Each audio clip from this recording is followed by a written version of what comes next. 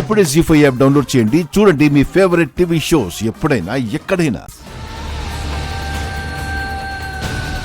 మేము చూడ్డానికి వచ్చింది అనన్యని కాదు, శరణ్యని. ఆ మంచితనమంతా నీది. కానీ మా దృష్టి మీ అక్క మీద పడడం కోసం అడుగడుగునా నువ్వు ఎంత కష్టపడ్డావో నాకు అర్థమయ్యింది. మా స్థాయికి తగ్గ ఒక మంచి సంబంధాన్ని చూసి అనన్యకి నేనే పెళ్లి చేస్తాను. అది జరిగింది. ఆనంద గారు, అనన్య కూడా ఒక మంచి సంబంధం చూసి పెళ్లి చేస్తాను అని చెప్పిన తర్వాతే మేం ఒప్పుకున్నాం. ఇతగాడు మాటిచ్చుండాడు. ఏం చేసుండాడు? నిన్ను తగులుకున్నాడు, నన్ను ముంచుండాడు. శరణ్య తనింటి కోడలు కావాలని ఆ అమ్మి అనుకుంటుంది కాబట్టి ఆవిడ పబ్బం గడపడానికి మీకేదో కుక్క బిస్కెట్లు వేసుంటాది. ఆ బిస్కెట్లు సప్పరించుకుంటూ మీరిద్దరు కూర్చుండారు. లేదు, ఆనంద మాటంటే మాటే. యో, ఎవడికయ్యా నమ్మకం? ఉన్న కొప్పని గొరిగించేసుకుని పూలెట్టుకోవడానికి సవరం చేయించుకుందట. అలా ఉంది. కళ్ళ ముందున్న సంబంధాన్ని వదిలించుకుని రేపు ఆవిడేదో గొప్ప సంబంధం తీసుకొస్తుందని నేను నా కూతురు పడిగాపులు కాస్తుండాలా?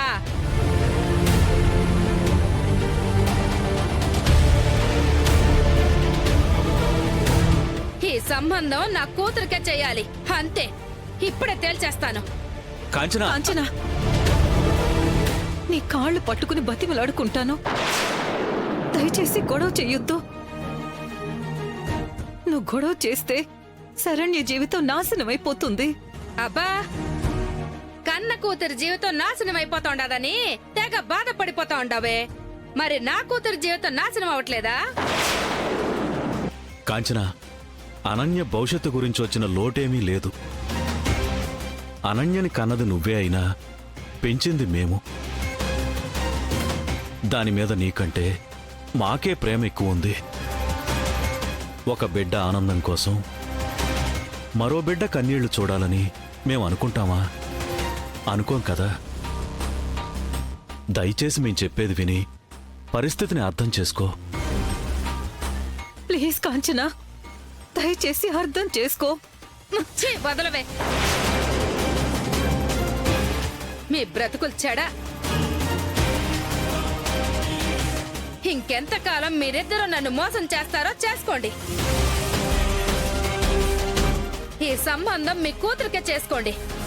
కానీ ఒక్కటి యాది పెట్టుకోండి, మీరు చెప్పినట్టు నా బిడ్డకి గొప్పింటి సంబంధం చేసి తీరాలి. ఈ ఇంట్లో నీ కూతురు ఎట్ట సుఖంగా కాపురం చేస్తుందో నేను చూస్తాను.